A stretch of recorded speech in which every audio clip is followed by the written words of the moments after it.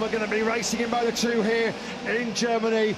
Tony Arbolino sweeps the right-hand side of the circuit. He's going to get the drop here on poleman Pedro Acosta. So Tony Arbolino nails the start. Is he going to run it a little bit wide? No, he's not. Canet tries to go around the outside. There's drama further back. I don't know if that's Darren Binder or Lucas Tulovic in their home Grand Prix. There's arms out. I think it might be Binder.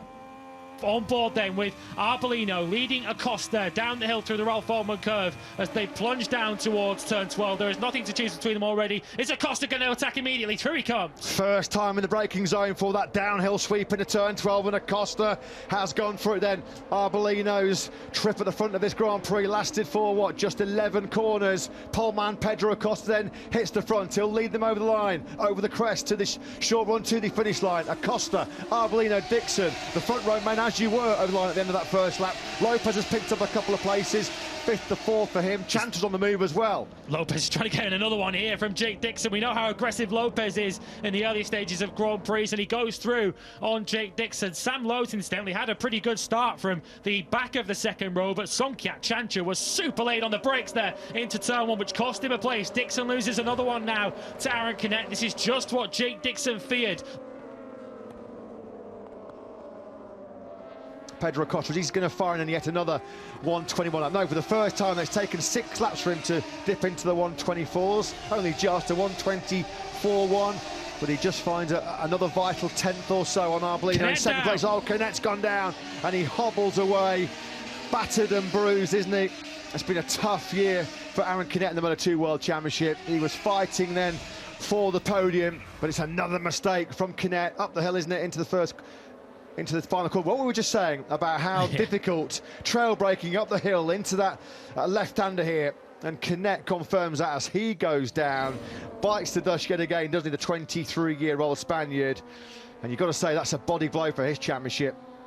Second DNF in 3 races now for Aaron Canet. He already came into this race 54 points behind Tony Arbolino. That's going to grow still further, isn't it, for Aaron Canet, unfortunately. So that promotes Jake Dixon up into the podium positions. He's not quite living up to his pre-race fighting talk of being able to muscle in on the battle between Acosta and Arbolino, but at the moment he is quite comfortably the best of the rest. He's got the measure of Alonso Lopez through the third sector. He's 0.8 of a second clear, and if anything, Lopez, rather than looking ahead of him, he's got bother coming from Songkyak Chantra, who's running in 5th place as Lopez goes wide through 12.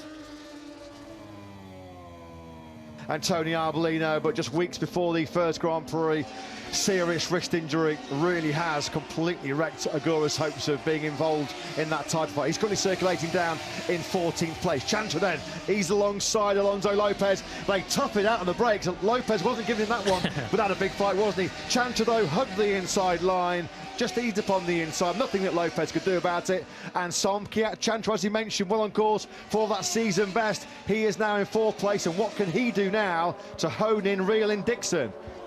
Pedro Acosta, though, looking for a 4th victory of 2023. This is just a test of concentration now for Pedro Acosta, who's still the fastest rider on circuit, with the exception actually of Dixon, who was 100th quicker. But Acosta just racing against his pit board, really, isn't he, at this stage of the race, just managing that gap back to Arbolino and Dixon. And I guess Acosta will be coming around every time, hoping that he sees +3 seconds to Dixon rather than +3 to Arbolino, who's continuing to hang on to P2. Well, at the moment, the big question going to Aston next weekend for the Dutch TT is going to be for the rest of the Moto2 field. How do you solve a problem like Pedro Acosta? Because he was in a completely different race 7 days ago in Mugello, absolutely dominated in the Tuscany Mountains and around the tight turns of the Sachsenring. 1 week later, he's on course for yet more domination. He's destroyed the Moto2 field here, hasn't he, again here in the Sachsenring.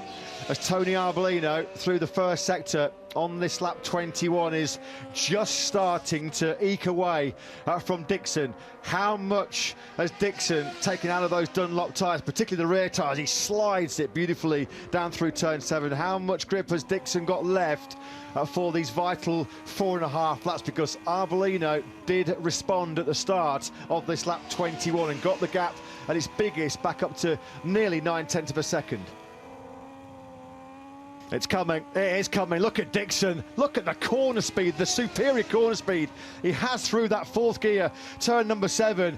Again, now this is where Dixon has been imperious in this battle with Arbolino. This is where Dixon has really got the speed. Arbolino won't want to do that in the final lap because he could get a one-position penalty, of course, and lose that second place to Dixon. He's managed to fend him off into turn one. Dixon so much quicker through the left-handers in the infield section of this circuit, but there's no real obvious overtaking place through there. He's got to try and follow him through those lefts, drop down the hill and attack into 12 and 13. Yeah, you do feel that Dixon is going to, at the back of his mind, know that he's got to be close enough through that third sector. Arbolino is excellent in the first split. That's where he's just able to eke out those sort of 4 or 5 bike lengths just to give himself that buffer. Here's Dixon, though. This was where he was superior last time around, and it's a turn 7 again, isn't it? 7 and 8 is where Dixon is so good. There goes your race leader, Acosta, sweeping up towards turn 10. Building and building speed here, though, is Dixon. Surely it's coming 12 or 13. How bold will he feel he needs to be? How much will Tony Arbolino fight this? Down the hill they go. Will Arbolino take a defensive line? He doesn't have to at this stage as Dixon looks for the inside line. He's not close enough through there. Arbolino shuts the door. There's going to be one corner left then for Dixon. 4 really important World Championship points at stake. You can see there Pedro Acosta is sweeping through the final corner. Arbolino's got this one covered. Brilliant by him. But Pedro Acosta, it's a Sachsenring stunner for the Red Bull KTM rider. Tony Arbolino does dig deep, really deep, to take a priceless second place. Saxonian Minister of Interior and Sports gives a winner's trophy to Acosta, winner in Moto3 here in 2021. He now takes the Moto2 victory as he continues his rise towards MotoGP.